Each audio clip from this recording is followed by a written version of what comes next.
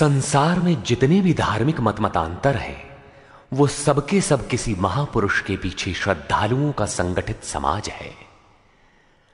महापुरुष की एकांत भजन स्थली ही कालांतर में तीर्थ, आश्रम, मठ और मंदिरों का रूप ले लेते हैं, जहां महापुरुष के नाम पर जीविकोपार्जन से लेकर विलासिता तक के साधन जुटाए जाते हैं। गद्दियां महापुरुष के बाद बनती हैं, गद्दियों से कोई महापुरुष नहीं बनता। इसीलिए धर्म सदा से ही प्रत्यक्षदर्शी महापुरुष के क्षेत्र की वस्तु रहा है।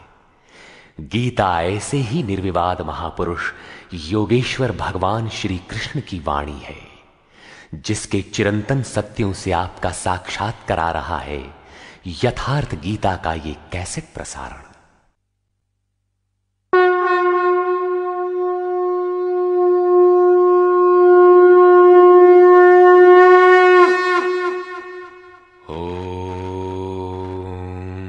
श्री परमात्मने नमः। यथार्थ गीता, श्रीमद् भगवद गीता। अथैकादशो अध्यायः। गत अध्याय में योगेश्वर श्री कृष्ण ने अपनी प्रधान प्रधान विभूतियों का संक्षिप्त विवरण प्रस्तुत किया, किंतु अर्जुन को लगा कि उसने विस्तार से सुन लिया है। उसने कहा कि आपकी वाणी सुनने से मेरा सारा मोह नष्ट हो गया, अज्ञान नष्ट हो गया। आपने जो कहा उसे प्रत्यक्ष देखना चाहता हूं। सुनने और देखने में पश्चिम और पूर्व का अंतर है। चलकर देखने पर वस्तु स्थिति कुछ और ही होती है। अर्जुन ने उस रूप को देखा तो कांपने लगा, क्षमा याचना करने लगा। क्या ज्ञानी भयभीत होता है? उसे कोई जिज्ञासा रह जाती है? नहीं, बौद्धिक स्तर की जानकारी सदैव धूमिल रहती है। हां, वो यथार्थ जानकारी के लिए प्रेरणा अवश्य देती है। इसलिए अर्जुन ने निवेदन किया। अर्जुन उवाच।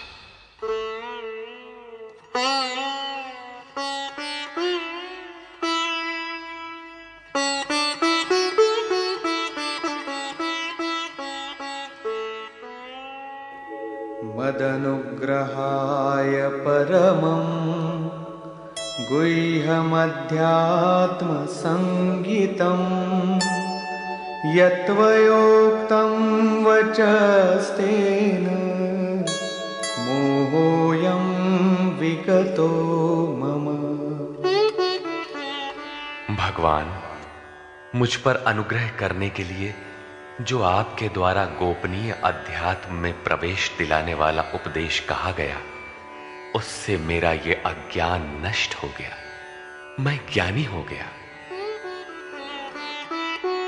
भवाप्ययौ हि भूतानां श्रुतौ विस्तरशो मया त्वत्तः कमलपत्राक्ष माहात्म्यमपि चाव्ययम्।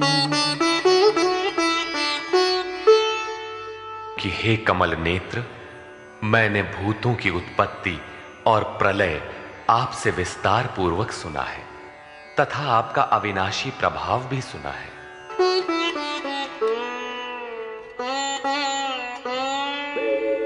एवमेतद्यथार्थत्वम् आत्मानं परमेश्वर द्रष्टुमिच्छामि ते रूपम् ऐश्वरं पुरुषोत्तम।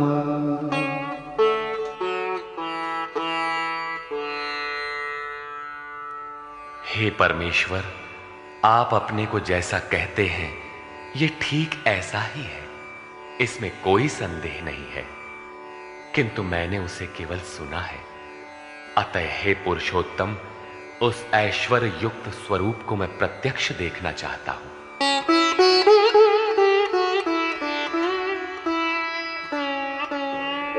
मन्यसे यदि तच्छक्यं मया द्रष्टुमिति प्रभो योगेश्वर ततो मे त्वं दर्शयात्मानमव्ययम्।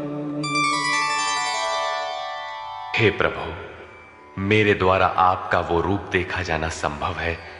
यदि आप ऐसा मानते हो तो योगेश्वर, आप अपने अविनाशी स्वरूप का मुझे दर्शन कराइए। इस पर योगेश्वर ने कोई प्रतिवाद नहीं किया, क्योंकि पहले भी वे स्थान स्थान पर कह आए हैं कि तू मेरा अनन्य भक्त और प्रिय सखा है। अतः बड़ी प्रसन्नता के साथ उन्होंने अपना स्वरूप दर्शाया। श्री भगवान उवाच।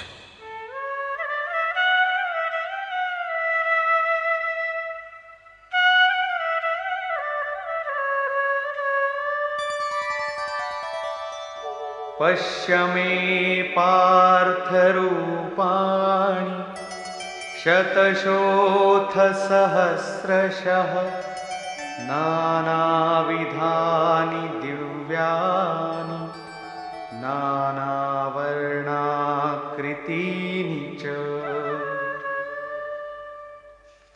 पार्थ, मेरे सैकड़ों तथा हजारों नाना प्रकार के और नाना वर्ण तथा आकृति वाले दिव्य स्वरूप को देख।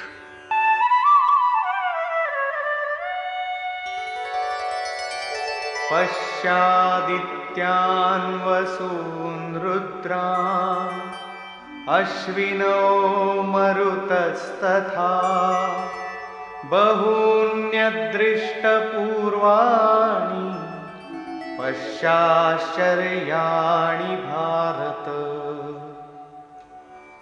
हे भारत, अदिति के 12 पुत्रों, 8 वसुओं, 11 रुद्रों, दोनों अश्विनी कुमारों और 49 मरुदगणों को देख, तथा अन्य बहुत से पहले तुम्हारे द्वारा कभी न देखे हुए आश्चर्यमय रूपों को देख।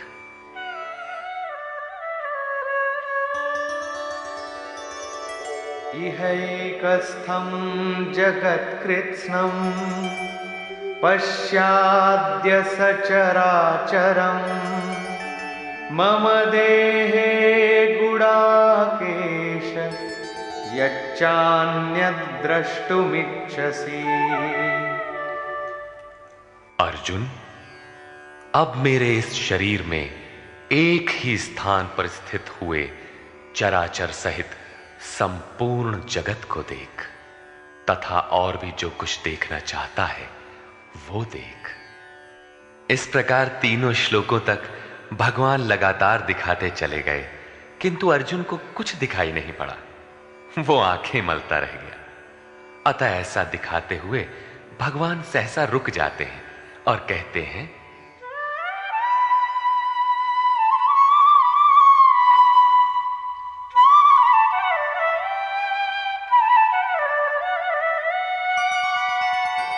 न तु मां शक्यसे द्रष्टुम् अनेनैव स्वचक्षुषा दिव्यं ददामि ते चक्षुः पश्य मे योगमैश्वरम्। अर्जुन, तू मुझे अपने नेत्रों द्वारा अर्थात बौद्धिक दृष्टि द्वारा देखने में समर्थ नहीं है, इसलिए मैं तुझे दिव्य अर्थात अलौकिक दृष्टि देता हूं, जिससे तू मेरे प्रभाव और योग शक्ति को देख। इधर योगेश्वर श्री कृष्ण के कृपा प्रसाद से अर्जुन को वही दृष्टि प्राप्त हुई, उसने देखा। और उधर योगेश्वर व्यास के कृपा प्रसाद से वही दृष्टि संजय को मिली थी। जो कुछ अर्जुन ने देखा, अक्षरशः वही संजय ने भी देखा और उसके प्रभाव से अपने को कल्याण का भागी बनाया। स्पष्ट है कि श्री कृष्ण एक योगी के समकक्ष है। संजय उवाच।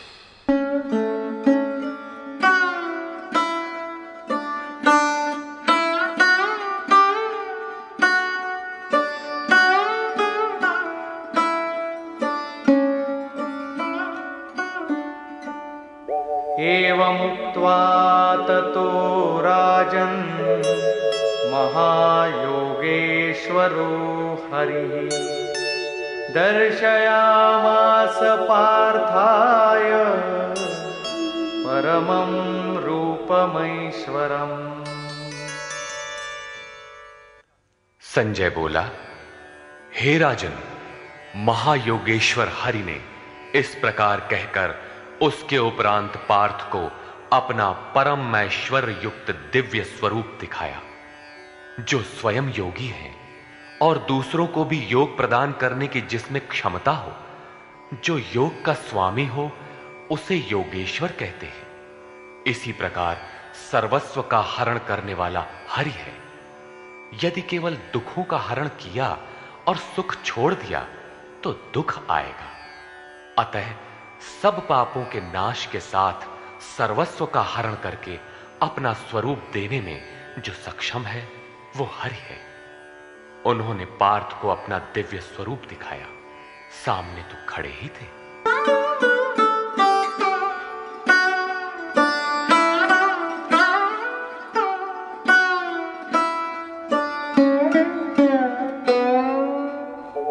अनेकवक्त्रनयनम् अनेकाद्भुतदर्शनम् अनेकदिव्याभरणम्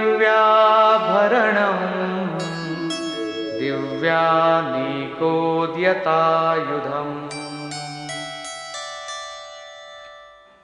अनेक मुख और नेत्रों से युक्त, अनेक अद्भुत दर्शनों वाले, अनेक दिव्य भूषणों से युक्त और अनेक दिव्य शस्त्रों को हाथ से उठाए तथा दिव्यमाल्याम्बरधरम् दिव्यगन्धानुलेपनम् सर्वाश्चर्यमयं देवम् अनन्तं विश्वतोमुखम्।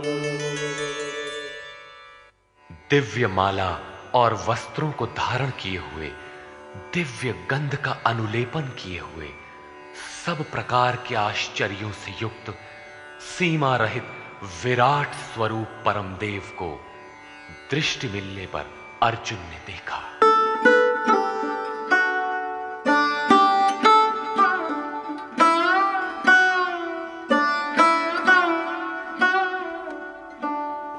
दिवि सूर्यसहस्रस्य भवेद्युगपदुत्थिता यदि भासदृशी सा स्यात् भासस्तस्य महात्मनः।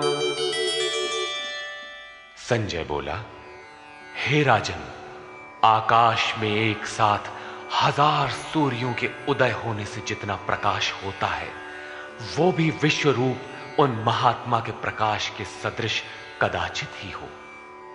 यहां श्री कृष्ण महात्मा ही है, योगेश्वर थे।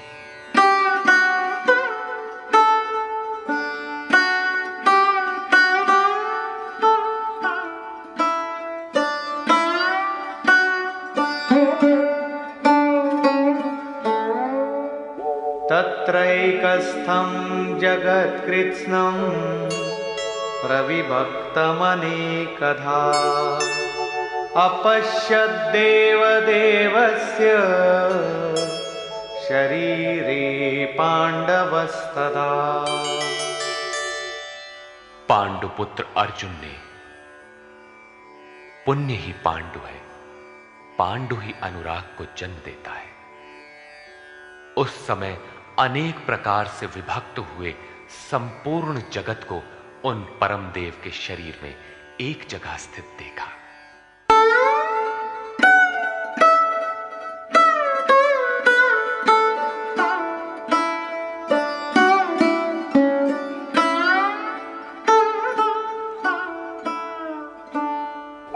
ततः स विस्मयाविष्टो हृष्टरोमा धनञ्जयः प्रणम्य शिरसा देवं कृताञ्जलिरभाषत। इसके पश्चात आश्चर्य से युक्त हर्षित रोमों वाला वो अर्जुन परमात्म देव को शिर से प्रणाम कर हाथ जोड़कर बोला। यहां अर्जुन ने अंतःकरण से नमन किया और कहा। अर्जुन उवाच।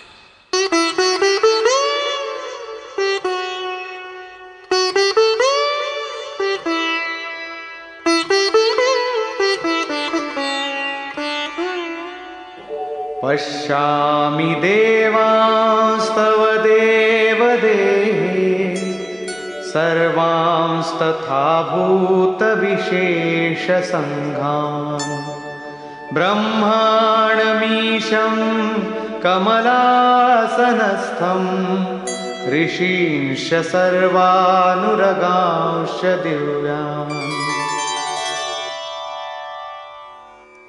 हे देव, आपके शरीर में मैं संपूर्ण देवों को तथा अनेक भूतों के समुदायों को, कमल के आसन पर बैठे हुए ब्रह्मा को, महादेव को, संपूर्ण ऋषियों को तथा दिव्य सर्पों को देखता हूं। यह प्रत्यक्ष दर्शन था, कोरी कल्पना नहीं।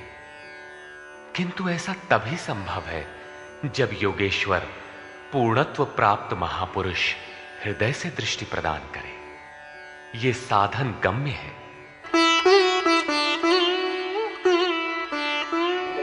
अनेक बाहूदरवक्त्र नेत्रं पश्यामि त्वां सर्वतोऽनन्तरूपं नान्तं न मध्यं न पुनस्तवादिं पश्यामि विश्वेश्वर विश्वरूप।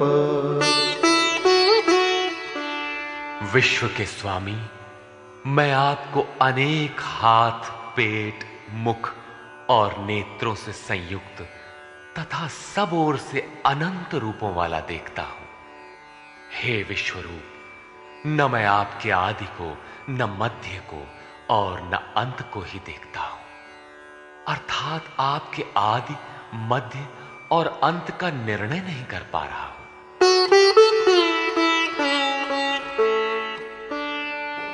किरीटिनं गदिनं चक्रिणं च तेजोराशिं सर्वतो दीप्तिमन्तं पश्यामि त्वां दुर्निरीक्षं समन्तात् दीप्तानलार्कद्युतिमप्रमेयम्। मैं आपको मुकुट युक्त, गदा युक्त, चक्र युक्त, सब ओर से प्रकाशमान तेज पुंज स्वरूप, प्रज्वलित अग्नि और सूर्य के सदृश, देखने में दुष्कर अर्थात कठिनाई से देखा जाने वाला और सब ओर से बुद्धि आदि से ग्रहण न हो सकने वाला अप्रमेय देखता हूं। इस प्रकार संपूर्ण इंद्रियों से पूर्णतया समर्पित होकर योगेश्वर श्री कृष्ण को इस रूप में देखकर अर्जुन उनकी स्तुति करने लगा। त्वमक्षरं परमं वेदितव्यं त्वमस्य विश्वस्य परं निधानं त्वमव्ययः शाश्वतधर्मगोप्ता सनातनस्त्वं पुरुषो मतो मे। भगवान, आप जानने योग्य परम अक्षर अर्थात अक्षय परमात्मा है। आप इस जगत के परम आश्रय हैं।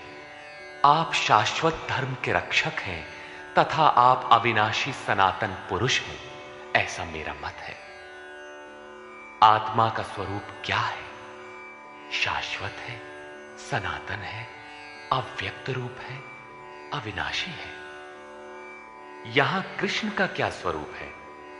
वही शाश्वत, सनातन, अव्यय, अविनाशी, अर्थात प्राप्ति के पश्चात महापुरुष भी उसी आत्म भाव में स्थित होता है। तभी तो भगवान और आत्मा एक ही लक्षण वाले।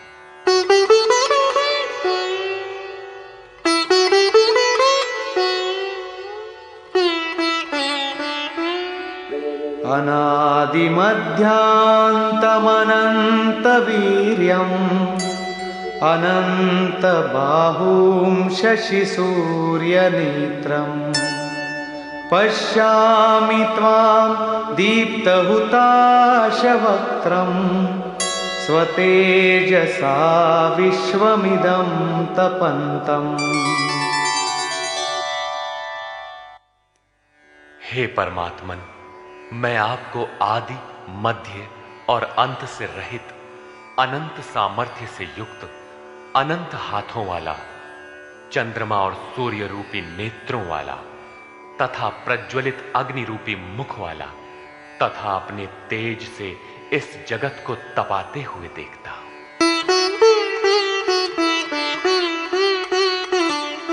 द्यावा पृथिव्योरिदमन्तरं हि व्याप्तं त्वयैकेन दिशश्च सर्वाः दृष्ट्वाद्भुतं रूपमुग्रं तवेदं लोकत्रयं प्रव्यथितं महात्मन्। हे महात्मन, अंतरिक्ष और पृथ्वी के बीच का संपूर्ण आकाश तथा सब दिशाएं एकमात्र आपसे ही परिपूर्ण है। आपके इस अलौकिक भयंकर रूप को देखकर तीनों लोक अत्यंत व्यथित हो रहे हैं। अमीहि त्वां सुरसङ्घा विशन्ति केचिद्भीताः प्राञ्जलयो गृह्णन्ति स्वस्तीत्युक्त्वा महर्षिसिद्धसङ्घाः स्तुवन्ति त्वां स्तुतिभिः पुष्कलाभिः। वे देवताओं के समूह आप में ही प्रवेश कर रहे हैं और कई एक भयभीत होकर हाथ जोड़े हुए आपके गुणों का गान कर रहे हैं। महर्षि और सिद्धों के समुदाय स्वस्ति वाचन अर्थात कल्याण हो ऐसा कहते हुए संपूर्ण स्तोत्रों द्वारा आपकी स्तुति कर रहे हैं। रुद्रादित्या वसवो ये च साध्या विश्वेश्विनो मरुतश्चोष्मपाश्च गन्धर्वयक्षासुरसिद्धसङ्घा वीक्षन्ते त्वां विस्मिताश्चैव सर्वे।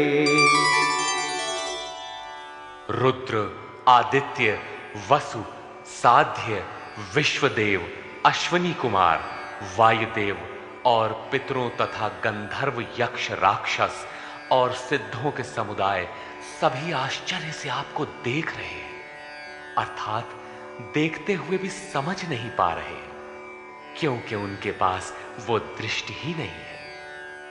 कृष्ण ने पीछे बताया था कि आसुरी स्वभाव वाले लोग मुझे तुच्छ कहकर संबोधित करते हैं, सामान्य मनुष्य जैसा मानते हैं, जबकि मैं परम भाव में परमेश्वर रूप में स्थित हूं।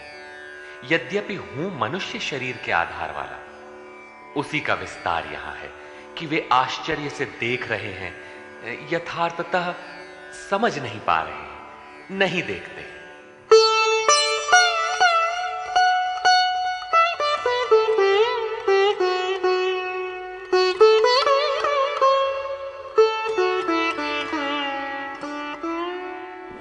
रूपं महत्ते बहुवक्त्र नेत्रं महाबाहो बहुबाहुरुपादं बहूदरं बहुदंष्ट्राकरालं दृष्ट्वा लोका प्रव्यथितास्तथाहम्। महाबाहो, कृष्ण महाबाहु है और अर्जुन है। प्रकृति से परे महान सत्ता में जिसका कार्यक्षेत्र हो वो महाबाहु है। कृष्ण महानता के क्षेत्र में पूर्ण है, अधिकतम सीमा में है। अर्जुन उसी की प्रवेशिका में है, मार्ग में है। मंजिल मार्ग का दूसरा छोर ही तो है। महाबाहु योगेश्वर, आपके बहुत मुख और नेत्रों वाले बहुत हाथ जंघा और पैरों वाले, बहुत उदरों वाले, अनेक विकराल दाढ़ों वाले महान रूप को देखकर सब लोग व्याकुल हो रहे हैं तथा मैं भी व्याकुल हो रहा हूं। अब अर्जुन को कुछ भय हो रहा है कि श्री कृष्ण इतने महान हैं।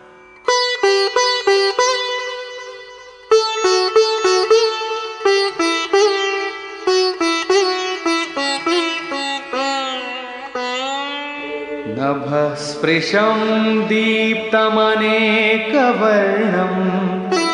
व्यात्ताननं दीप्तविशालनेत्रम् दृष्ट्वा हि त्वां प्रव्यथितान्तरात्मा धृतिं न विन्दामि शमं च विष्णो।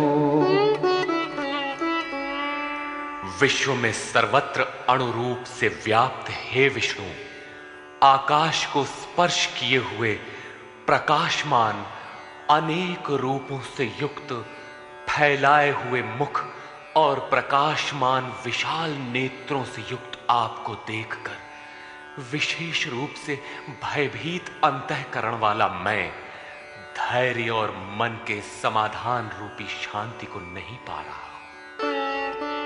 दंष्ट्राकरालानि च ते मुखानि दृष्ट्वैव कालानलसन्निभानि दिशो न जाने न लभे च शर्म प्रसीद देवेश जगन्निवास। आपके विकराल दाढ़ों वाले और कालाग्नि के समान प्रज्वलित मुखों को देखकर मैं दिशाओं को नहीं जान पा रहा हूं। चारों ओर प्रकाश देखकर दिशा भ्रम हो रहा है। आपका ये रूप देखते हुए मुझे सुख भी नहीं मिल रहा है।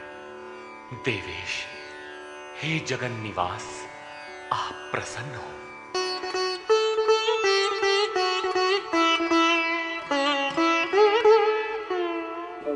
अमी च त्वां धृतराष्ट्रस्य पुत्राः सर्वे सहैवावनिपालसङ्घैः भीष्मो द्रोणः सूतपुत्रस्तथासौ सहास्मदीयैरपि योधमुख्यैः। वे सभी धृतराष्ट्र के पुत्र राजाओं के समुदाय सहित आप में प्रवेश कर रहे हैं और भीष्म पितामह, द्रोणाचार्य तथा वो कर्ण जिससे अर्जुन बहुत भयभीत था, वो कर्ण एवं हमारी ओर के भी प्रधान योद्धाओं सहित सब के सब वक्त्राणि ते त्वरमाणा विशन्ति दंष्ट्राकरालानि भयानकानि केचिद्विलग्ना दशनान्तरेषु सन्दृश्यन्ते चूर्णितैरुत्तमाङ्गैः। बड़े वेग से आपके विकराल दाढ़ों वाले भयानक मुखों में प्रवेश कर रहे हैं तथा उनमें से कितने ही चूर्ण हुए सिरों सहित आपके दांतों के बीच में लगे हुए दिखाई पड़ रहे हैं। वे किस वेग से प्रवेश कर रहे हैं, अब उनका वेग देखिए। यथा नदीनां बहवोऽम्बुवेगाः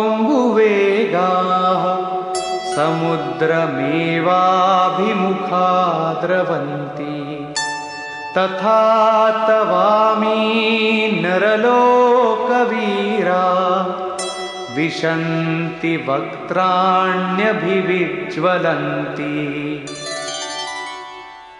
जैसे नदियों के बहुत से जल प्रवाह अपने में विकराल होते हुए भी समुद्र की ओर दौड़ते हैं, समुद्र में प्रवेश करते हैं, ठीक उसी प्रकार वे शूरवीर मनुष्यों के समुदाय आपके प्रज्वलित मुखों में प्रवेश कर रहे हैं। अर्थात वे अपने में शूरवीर तो हैं, किंतु आप समुद्रवत हैं। आपके समक्ष उनका बल अत्यल्प है। वे किस लिए और किस प्रकार प्रवेश कर रहे हैं, इसके लिए उदाहरण प्रस्तुत है।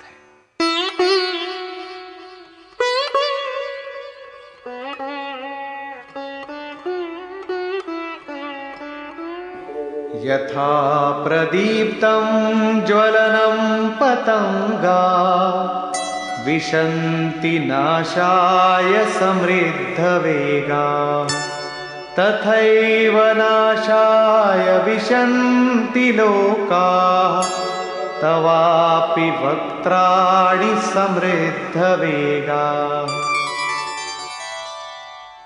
जैसे पतंगे नष्ट होने के लिए ही प्रज्वलित अग्नि में अतिवेग से प्रवेश करते हैं, वैसे ही ये सब प्राणी भी अपने नाश के लिए आपके मुखों में अत्यंत बढ़े हुए वेग से प्रवेश कर रहे हैं।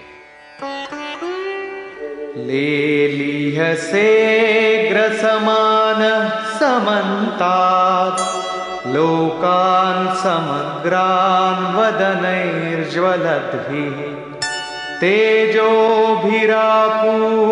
जगत् समग्रं भासस्तवोग्रा प्रतपन्ति विष्णु। आप उन समस्त लोकों को प्रज्वलित मुखों द्वारा सब ओर से निगलते हुए चाट रहे हैं, उनका आस्वादन कर रहे हैं। हे व्यापनशील परमात्मन, आपकी उग्र प्रभा संपूर्ण जगत को अपने तेज से व्याप्त करके तप रही है। तात्पर्य यह है कि पहले आसुरी संपत्ति परम तत्व में विलीन हो जाती है, उसके पश्चात दैवी संपत्ति का कोई प्रयोजन नहीं रह जाता, इसलिए वो भी उसी स्वरूप में विलीन हो जाती है। अर्जुन ने देखा कि कौरव पक्ष तदनंतर उसके अपने पक्ष के योद्धा कृष्ण के मुख में विलीन होते जा रहे हैं। उसने पूछा,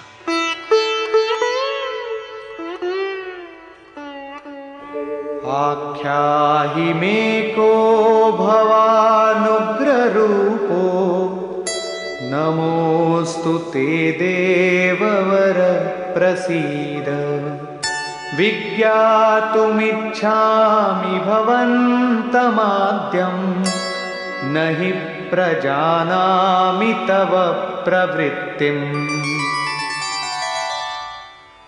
मुझे बताइए कि भयंकर आकार वाले आप कौन हैं? हे देवों में श्रेष्ठ, आपको नमस्कार है। आप प्रसन्न हो। आदि स्वरूप, मैं आपको भली प्रकार जानना चाहता हूं। जैसे आप कौन हैं, क्या करना चाहते हैं? क्योंकि आपकी प्रवृत्ति अर्थात चेष्टाओं को नहीं समझ पा रहा हूं। इस पर योगेश्वर श्री कृष्ण बोले। श्री भगवान उवाच,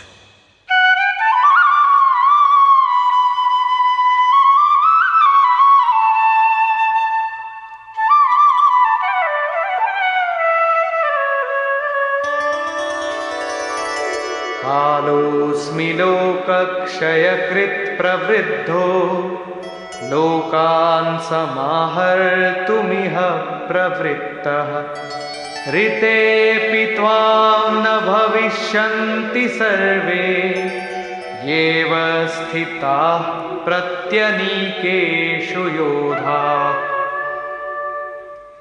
अर्जुन, मैं लोकों का नाश करने वाला बढ़ा हुआ काल हूं और इस समय इन लोकों को नष्ट करने के लिए प्रवृत्त हुआ हूं। प्रतिपक्षियों की सेना में स्थित जितने योद्धा हैं, वे सब तेरे बिना भी नहीं रहेंगे, वे जीवित नहीं बचेंगे, इसीलिए प्रवृत्त हुआ हूं।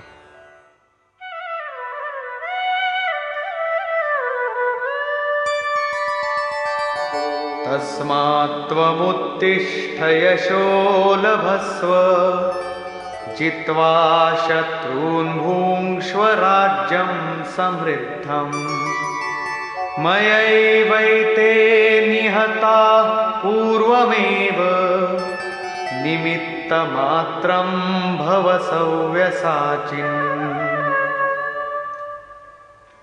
इसलिए अर्जुन, तू युद्ध के लिए खड़ा हो, यश प्राप्त कर, शत्रुओं को जीत, समृद्धि संपन्न राज्य को भोग, ये सब शूरवीर मेरे द्वारा पहले से ही मारे हुए हैं।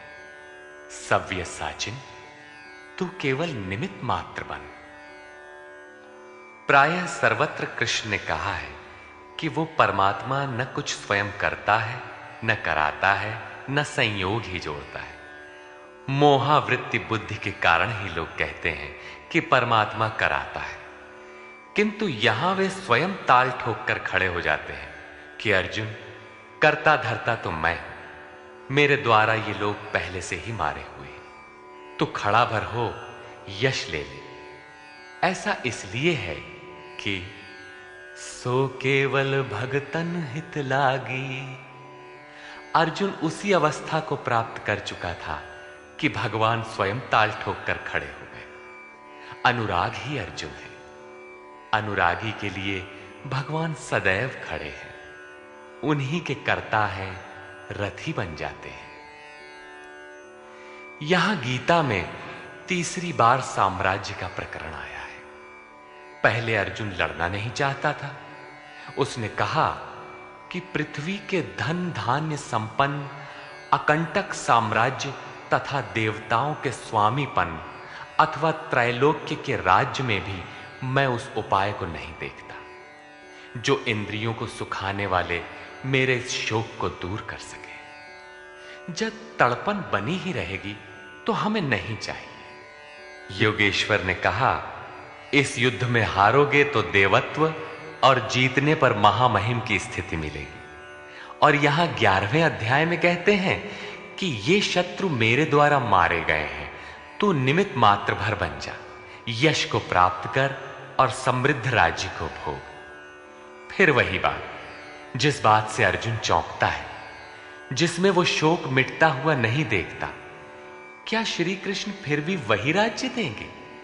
नहीं, वस्तुतः विकारों के अंत के साथ परमात्म स्वरूप की स्थिति ही वास्तविक समृद्धि है, जो स्थिर संपत्ति है, जिसका कभी विनाश नहीं होता, राजयोग का परिणाम है।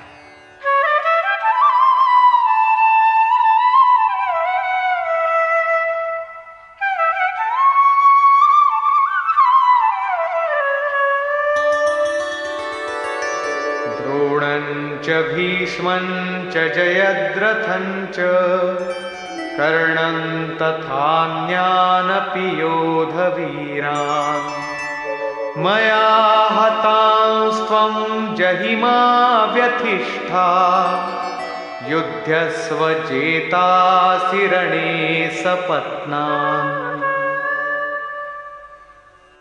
इन द्रोण, भीष्म, जयद्रथ और कर्ण तथा अन्यान्य बहुत से मेरे द्वारा मारे हुए शूरवीर योद्धाओं को तू मार, भय मत कर। संग्राम के वैरियों को तू निश्चित जीतेगा, इसलिए युद्ध कर।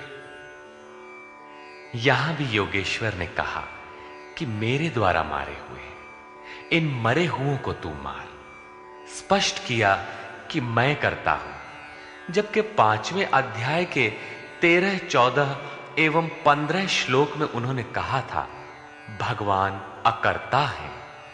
18वें अध्याय में वे कहते हैं शुभ अथवा अशुभ प्रत्येक कार्य के होने में 5 माध्यम हैं: अधिष्ठान, कर्ता, करण, चेष्टा और दैव। जो कहते हैं कैवल्य स्वरूप परमात्मा करते हैं, वे अविवेकी हैं, यथार्थ नहीं जानते, अर्थात भगवान नहीं करते। ऐसा विरोधाभास क्यों? वस्तुतः प्रकृति और उस परमात्म पुरुष के बीच एक सीमा रेखा है। जब तक प्रकृति के परमाणुओं का दबाव अधिक रहता है, तब तक माया प्रेरणा देती है, और जब साधक उससे ऊपर उठ जाता है, ईश्वर, इष्ट अथवा सद्गुरु के कार्यक्षेत्र में प्रवेश प्राप्त कर लेता है। उसके बाद सद्गुरु, इष्ट, याद रहे प्रेरक के स्थान पर सद्गुरु, आत्मा, परमात्मा, इष्ट, भगवान पर्यायवाची है। कुछ भी कहें, कहता भगवान ही है। हृदय से रथी हो जाता है। आत्मा से जागृत होकर उस अनुरागी साधक का स्वयं पथ संचालन करने लग जाता है। पूज्य महाराज जी कहते थे, हो जिस परमात्मा की हमें चाह है, वो जिस सतह पर खड़े हैं, उस सतह पर स्वयं उतर कर जब तक आत्मा से जागृत नहीं हो जाता, तब तक सही मात्रा में साधन का आरंभ नहीं होता। उसके बाद जो कुछ साधक से पार लगता है, वो उनकी देन है। साधक तो निमित्त मात्र होकर उनके संकेत और आदेश पर चलता भर रहता है। साधक की विजय उनकी देन है। ऐसे अनुरागी के लिए ईश्वर अपनी दृष्टि से देखता है, दिखाता है और अपने स्वरूप तक पहुंचाता है। यही श्री कृष्ण कहते हैं, मेरे द्वारा मारे हुए इन बैरियों को मार, निश्चय ही तुम्हारी विजय होगी, मैं जो खड़ा हूं। संजय उवाच।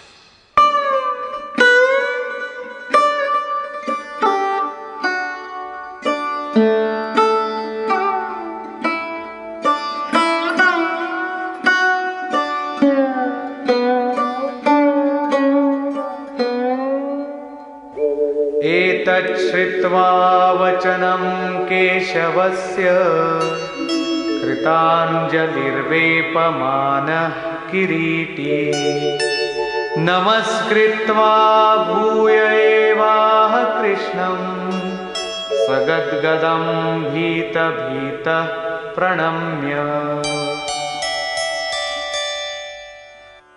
संजय बोला, जो कुछ अर्जुन ने देखा ठीक वैसा ही संजय ने देखा है। अज्ञान से आच्छादित मन ही अंधा धृतराष्ट्र है, लेकिन ऐसा मन भी संयम के माध्यम से भली प्रकार देखता, सुनता और समझता है। केशव के इन उपर्युक्त वचनों को सुनकर किरीटधारी अर्जुन भयभीत होकर कांपता हुआ हाथ जोड़कर नमस्कार करके फिर श्री कृष्ण से इस प्रकार गदगद वाणी में ही बोला। अर्जुन उवाच। स्थाने ऋषिकेश तव प्रकीर्त्या जगत्प्रहृष्यत्यनुरज्यते च रक्षांसि भीतानि दिशो द्रवन्ति सर्वे नमस्यन्ति च सिद्धसंघाः। हे अंतर्यामिन ऋषिकेश, ये उचित ही है कि आपकी कीर्ति से संसार हर्षित होता है और अनुराग को प्राप्त होता है। आपकी ही महिमा से भयभीत हुए राक्षस दिशाओं में भागते हैं और सब सिद्ध गणों के समुदाय आपकी महिमा को देखकर नमस्कार करते हैं।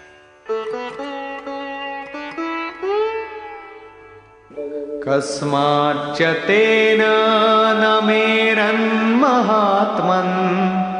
गरीयसे ब्रह्मणोऽप्यादिकर्त्रे अनन्तदेवेश जगन्निवास त्वमक्षरं सदसत्तत्परं यत्।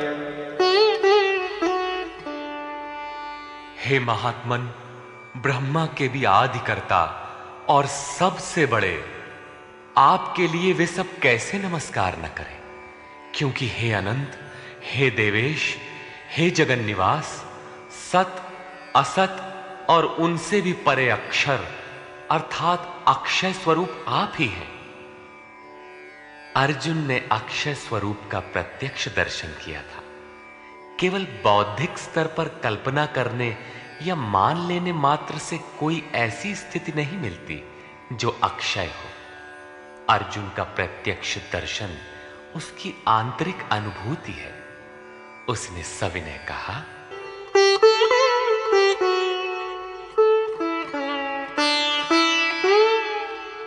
त्वमादिदेव पुरुषः पुराण त्वमस्य विश्वस्य परं निधानम् वेत्तासि वेद्यं च परं च धाम त्वया ततं विश्वमनन्तरूप।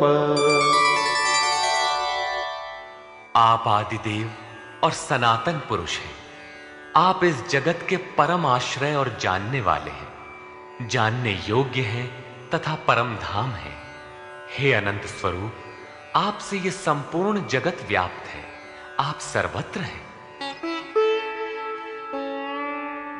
वायुर्यमोऽग्निर्वरुण शशाङ्कः प्रजापतिस्त्वं प्रपितामहश्च। नमो नमस्तेऽस्तु सहस्रकृत्वः पुनश्च भूयोऽपि नमो नमस्ते।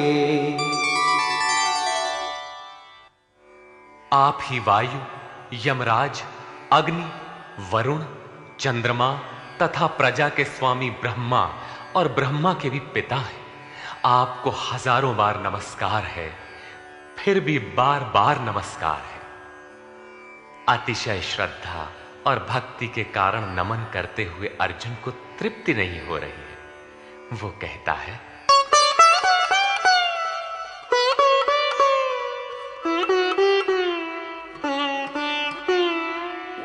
नमः पुरस्तादथ पृष्ठतस्ते। नमोऽस्तु ते सर्वत एव सर्व। अनन्तवीर्यामितविक्रमस्त्वं सर्वं समाप्नोषि ततोऽसि सर्वः। हे अत्यंत सामर्थ्य वाले, आपको आगे से और पीछे से भी नमस्कार हो। हे सर्वात्मन, आपको सब ओर से ही नमस्कार हो, क्योंकि हे अत्यंत पराक्रमशाली, आप सब ओर से संसार को व्याप्त किए हुए, इसलिए आप ही सर्वरूप और सर्वत्र हैं। इस प्रकार बार बार नमस्कार करके भयभीत अर्जुन अपनी भूलों के लिए क्षमा याचना करता है।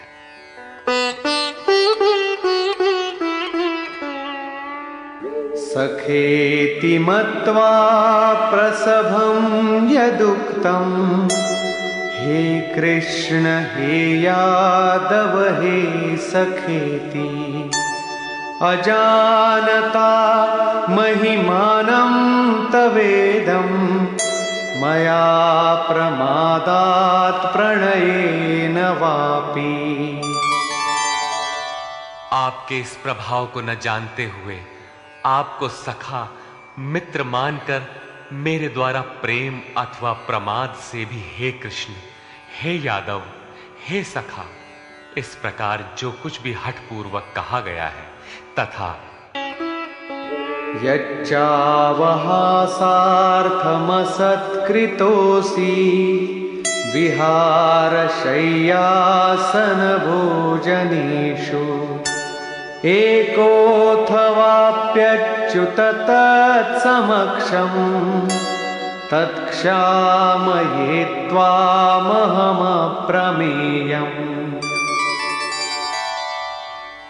हे अच्युत, जो आप हंसी के लिए विहार, शय्या, आसन और भोजनादिकों में अकेले अथवा उन लोगों के सामने भी अपमानित किए गए हैं, वो सब अपराध अचिंत्य प्रभाव वाले आपसे मैं क्षमा कराता। किस प्रकार क्षमा करें? पितासि लोकस्य चराचरस्य त्वमस्य पूज्यश्च गुरुर्गरीयान्।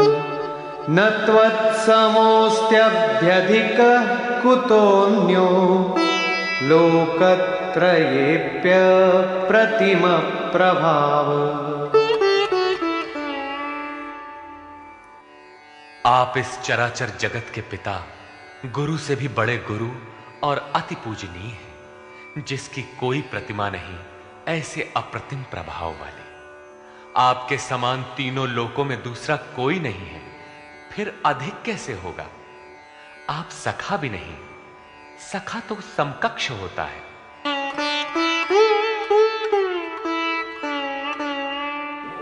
तस्मात् प्रणम्य प्रणिधाय कायं प्रसादये त्वामहमीशमीड्यम् पितेव पुत्रस्य सखेव सख्युः प्रियः प्रियायार्हसि देव सोढुम्। आप चराचर के पिता हैं, इसलिए मैं अपने शरीर को भली प्रकार आपके चरणों में रखकर प्रणाम करके स्तुति करने योग्य आप ईश्वर को प्रसन्न होने के लिए प्रार्थना करता हूं। हे देव, पिता जैसे पुत्र के, सखा जैसे सखा के और पति जैसे प्रिय स्त्री के अपराधों को क्षमा करता है, वैसे ही आप भी मेरे अपराधों को सहन करने योग्य हैं। अपराध क्या था? हमने कभी हे यादव, हे सखा, हे कृष्ण कहा था? समाज के बीच अथवा एकांत में कहा था? भोजन के समय अथवा सोने के समय कहा था? क्या कृष्ण कहना अपराध था? काले थे ही, गोरे कैसे कहे जाते? यादव कहना भी अपराध नहीं था, क्योंकि यदुकुल में तो जन्म ही हुआ था। सखा कहना भी अपराध नहीं था, क्योंकि स्वयं कृष्ण भी अपने को अर्जुन का सखा मानते थे। जब कृष्ण कहना अपराध ही है, एक बार कृष्ण कहने के लिए अर्जुन अनंत बार गिड़गिड़ा कर क्षमा याचना कर रहा है, तो जब किसका करे, नाम कौन सा लें? वस्तुतः चिंतन का जैसा विधान स्वयं योगेश्वर श्री कृष्ण ने बताया है, वैसा ही आप करें। उन्होंने पीछे बताया, ओमित्येकाक्षरम ब्रह्म व्याहरन मामनुस्मरन। अर्जुन, ओम। बस इतना ही अक्षय ब्रह्म का परिचायक है। इसका तू जप कर और ध्यान मेरा धर, क्योंकि उस परम भाव में प्रवेश मिल जाने के पश्चात उन महापुरुष का भी यही नाम है जो उस अव्यक्त का परिचायक है। प्रभाव देखने पर अर्जुन ने पाया कि ये न तो काले हैं, न गोरे, न सखा हैं, न यादव, ये तो अक्षय ब्रह्म की स्थिति वाले महात्मा हैं। संपूर्ण गीता में योगेश्वर श्री कृष्ण ने 5 बार ओम के उच्चारण पर बल दिया। अब यदि आपको जप करना है तो कृष्ण कृष्ण न कहकर ओम का ही जप करें। प्रायः भाविक लोग कोई ना कोई रास्ता निकाल लेते हैं। कोई ओम जपने के अधिकार और अनाधिकार की चर्चा से भयभीत है, तो कोई महात्माओं की दुहाई देता है, अथवा कोई कृष्ण ही नहीं, उनसे पहले राधा और गोपियों का नाम भी उनकी शीघ्र प्रसन्नता के लोभ में छपता है। पुरुष श्रद्धामय है, इसलिए उनका ऐसा जपना मात्र भावुकता है। यदि आप सचमुच भाविक हैं तो उनके आदेश का पालन करें। वे अव्यक्त में स्थित होते हुए भी आज आपके सामने नहीं हैं, लेकिन उनकी वाणी आपके समक्ष है। उनकी आज्ञा का पालन करें, अन्यथा आप ही बताइए कि गीता में आपका क्या स्थान है। हां, इतना अवश्य है कि अध्येष्यते च यइमं श्रद्धावानं सूयश्च शृणुयादपि यो नरः। जो अध्ययन करता है, सुनता है, वो ज्ञान तथा यज्ञ को जान लेता है, शुभ लोकों को पा जाता है। अतः अध्ययन अवश्य करें। प्राण अपान के चिंतन में कृष्ण नाम का क्रम पकड़ में नहीं आता। बहुत से लोग कोरी भावुकतावश केवल राधे राधे कहने लगे। आजकल अधिकारियों से काम न होने पर उनके सगे संबंधियों से, प्रेमी या पत्नी से सोर्स लगाकर काम चला लेने की परंपरा है। लोग सोचते हैं कदाचित भगवान के घर में भी ऐसा चलता होगा, अतः उन्होंने कृष्ण कहना बंद करके राधे राधे कहना आरंभ कर दिया। वे कहते हैं, राधे राधे श्याम मिला दे। जो राधा एक बार बिछुड़ी तो स्वयं श्याम से नहीं मिल पाई, वो आपको कैसे मिला दे? अतः अन्य किसी का कहना न मानकर श्री कृष्ण के आदेश को आप अक्षरशः माने, ओम का जप करें। हां, यहां तक उचित है कि राधा हमारा आदर्श है, उतनी ही लगन से हमें भी लगना चाहिए। यदि पाना है तो राधा की तरह विरही बनना है। आगे भी अर्जुन ने कृष्ण कहा। कृष्ण उनका प्रचलित नाम था। ऐसे कई नाम थे, जैसे गोपाल, किंतु बहुत से साधक गुरु गुरु या गुरु का प्रचलित नाम भावुकतावश जपना चाहते हैं, किंतु प्राप्ति के पश्चात प्रत्येक महापुरुष का वही नाम है जिस अव्यक्त में वो स्थित है। बहुत से शिष्य प्रश्न करते हैं, गुरुदेव, जब ध्यान आपका करते हैं तो पुराना नाम ओम इत्यादि क्यों जपें? गुरु गुरु अथवा कृष्ण कृष्ण क्यों न कहें? किंतु यहां योगेश्वर ने स्पष्ट किया कि अव्यक्त स्वरूप में विलय के साथ महापुरुष का भी वही नाम है जिसमें वो स्थित है। कृष्ण संबोधन था, जपने का नाम नहीं। योगेश्वर श्री कृष्ण से अर्जुन ने अपने अपराधों के लिए क्षमा याचना की, उन्हें स्वाभाविक रूप में आने की प्रार्थना की। कृष्ण मान गए, सहज हो गए, अर्थात उसे क्षमा भी कर दिया। उसने निवेदन किया,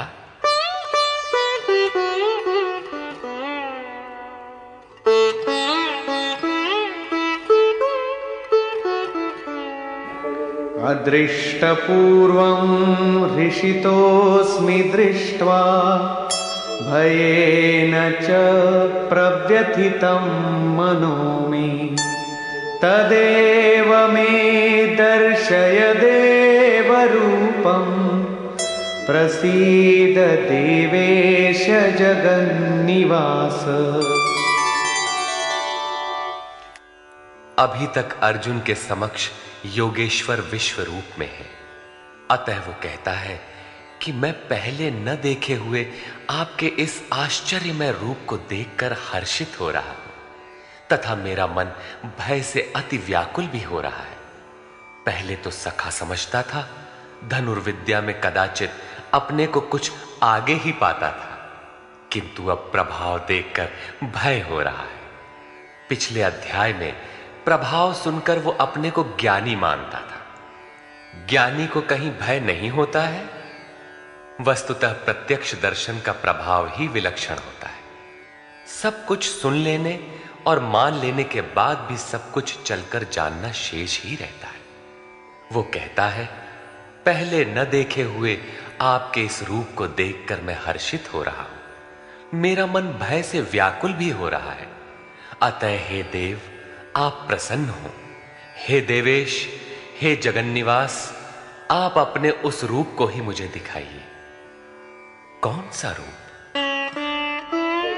किरीटिनं गदिनं चक्रहस्तम् इच्छामि त्वां द्रष्टुमहं तथैव तेनैव रूपेण चतुर्भुजेन सहस्रबाहो भव विश्वमूर्ते।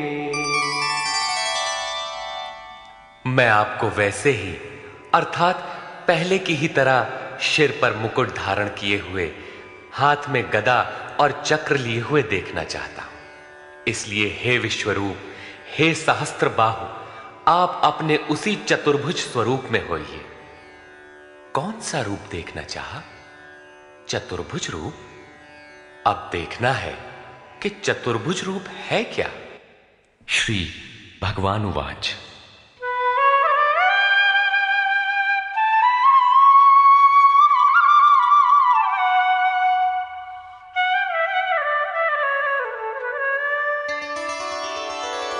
मया प्रसन्नेन तवार्जुनेदं रूपं परं दर्शितमात्मयोगात्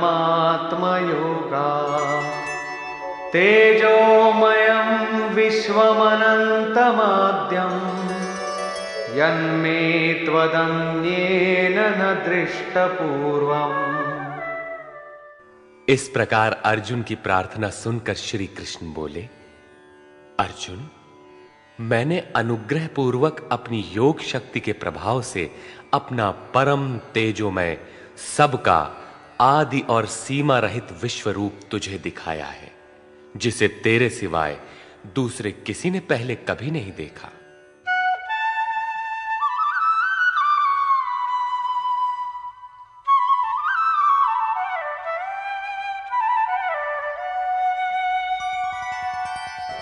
न वेदयज्ञाध्ययनैर्न दानैः न च क्रियाभिर्न तपोभिरुग्रैः एवं रूपः शक्य अहं त्रिलोके द्रष्टुं त्वदन्येन कुरु प्रवीर। अर्जुन, इस मनुष्य लोक में इस प्रकार विश्व रूप वाला मैं न वेद से, न यज्ञ से, न अध्ययन से, न क्रिया से, न उग्र तप से और न तेरे सिवाय किसी अन्य से देखा जाने को संभव हूं। अर्थात तेरे सिवाय ये रूप अन्य कोई देख नहीं सकता। तब तो गीता आपके लिए बेकार है। भगवत दर्शन की भी योग्यताएं अर्जुन तक सीमित रह गई, जबकि पीछे बताए आए हैं कि अर्जुन राग, भय और क्रोध से रहित अनन्य मन से मेरी शरण हुए बहुत से लोग ज्ञान रूपी तप से पवित्र होकर साक्षात मेरे स्वरूप को प्राप्त हो चुके हैं। यहां कहते हैं तेरे सिवाय न कोई देख सका है और न भविष्य में कोई देख सकेगा। अतः अर्जुन कौन है? क्या कोई पिंडधारी है? कोई शरीरधारी है? नहीं, वस्तुतः अनुराग ही अर्जुन है। अनुराग विहीन पुरुष न कभी देख सका है और न भविष्य में कभी देख सकेगा। सब ओर से चित्त समेटकर एकमात्र इष्ट के अनुरूप राग ही अनुराग है। अनुरागी के लिए ही प्राप्ति का विधान है।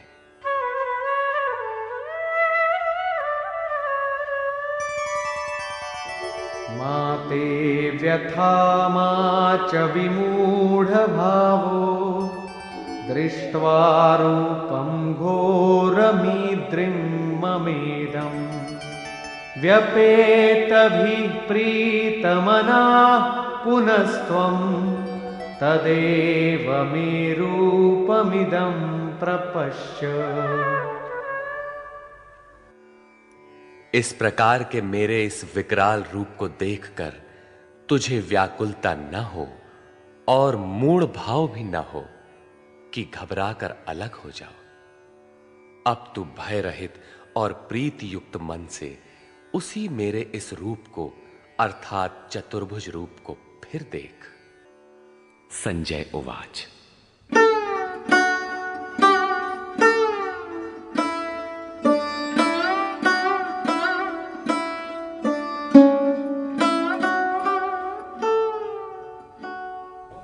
इत्यर्जुनं वासुदेवस्तथोक्त्वा स्वकं रूपं दर्शयामास भूयः आश्वासयामास च भीतमेनं भूत्वा पुनः सौम्य वपुर्महात्मा। संजय बोला, सर्वत्र वास करने वाले देव उन वासुदेव ने अर्जुन से इस प्रकार कहकर फिर वैसे ही अपने रूप को दिखाया। फिर महात्मा कृष्ण ने सौम्य वपुः अर्थात प्रसन्न होकर भयभीत अर्जुन को धैर्य दिया। अर्जुन बोला। अर्जुन उवाच।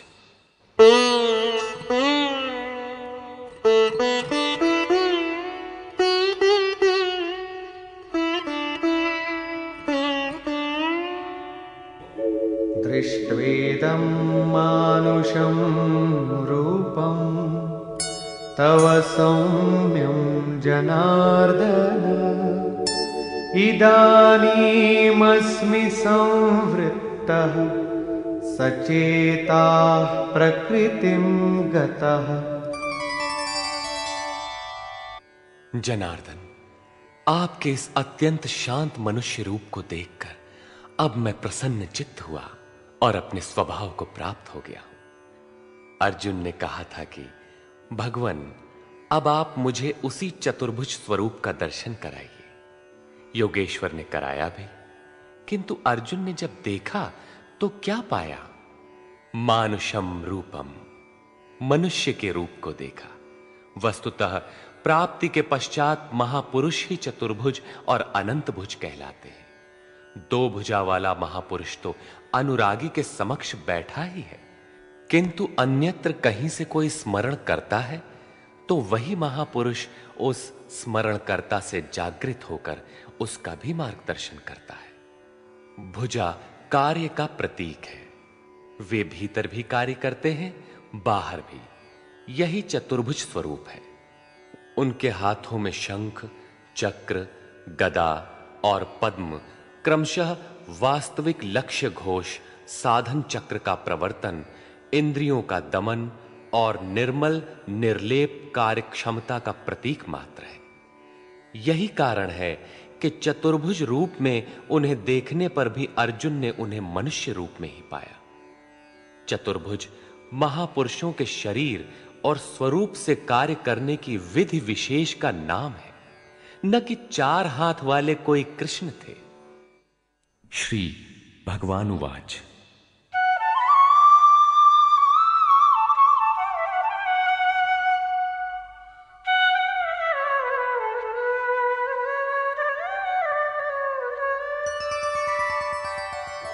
सुदुर्दर्शमिदं रूपं दृष्टवानसि यन्मम देवाप्यस्य रूपस्य नित्यं दर्शनकांक्षिणः। महात्मा श्री कृष्ण ने कहा, अर्जुन, मेरा ये रूप देखने को अति दुर्लभ है, जैसा कि तूने देखा है, क्योंकि देवता भी सदा इस रूप के दर्शन की इच्छा रखते हैं। वस्तुतः सभी लोग संत को पहचान ही नहीं पाते। पूज्य सत्संगी महाराज अंतः प्रेरणा वाले पूर्ण महापुरुष थे, लेकिन उन्हें लोग पागल समझते रहे। किसी किसी पुण्यात्मा को आकाशवाणी हुई कि ये सद्गुरु हैं। केवल उन्होंने उन्हें हृदय से पकड़ा, उनके स्वरूप को पाया और अपनी गति पा ली। यही श्री कृष्ण कहते हैं कि जिनके हृदय में दैवी संपद जागृत है, वे देवता भी सदा इस रूप के दर्शन की आकांक्षा रखते हैं। तो क्या यज्ञ, दान अथवा वेदाध्ययन से आप देखे जा सकते हैं? वे महात्मा कहते हैं,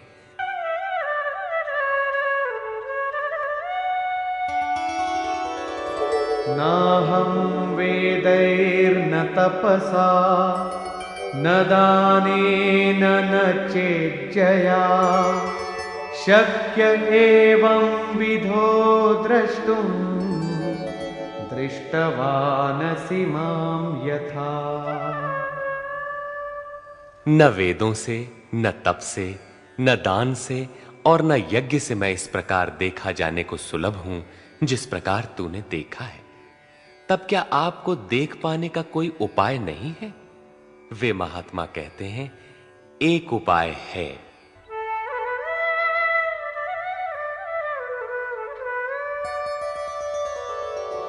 भक्त्या त्वनन्यया शक्य अहमेवं विधोऽर्जुन ज्ञातुं द्रष्टुं च तत्त्वेन प्रवेष्टुं च परन्तप। हे श्रेष्ठ तप वाले अर्जुन, अनन्य भक्ति द्वारा अर्थात सिवाय मेरे अन्य किसी देवता का स्मरण न करते हुए अनन्य श्रद्धा से तो मैं इस प्रकार प्रत्यक्ष देखने के लिए, तत्व से साक्षात जानने के लिए तथा प्रवेश करने के लिए भी सुलभ हूं। अर्थात उसकी प्राप्ति का एकमात्र सुगम माध्यम अनन्य भक्ति है। अंत में ज्ञान भी अनन्य भक्ति में परिणत हो जाता है, जैसा कि पीछे अध्याय 7 में द्रष्टव्य है। पीछे उन्होंने कहा कि तेरे सिवाय न कोई देख सका है न कोई देख सकेगा, जबकि यहां कहते हैं कि अनन्य भक्ति से न केवल मुझे देखा जा सकता है अपितु साक्षात जाना और मुझ में प्रवेश भी पाया जा सकता है। अर्थात अर्जुन अनन्य भक्त का नाम है, एक अवस्था का नाम है। अनुराग ही अर्जुन है। अंत में योगेश्वर श्री कृष्ण कहते हैं,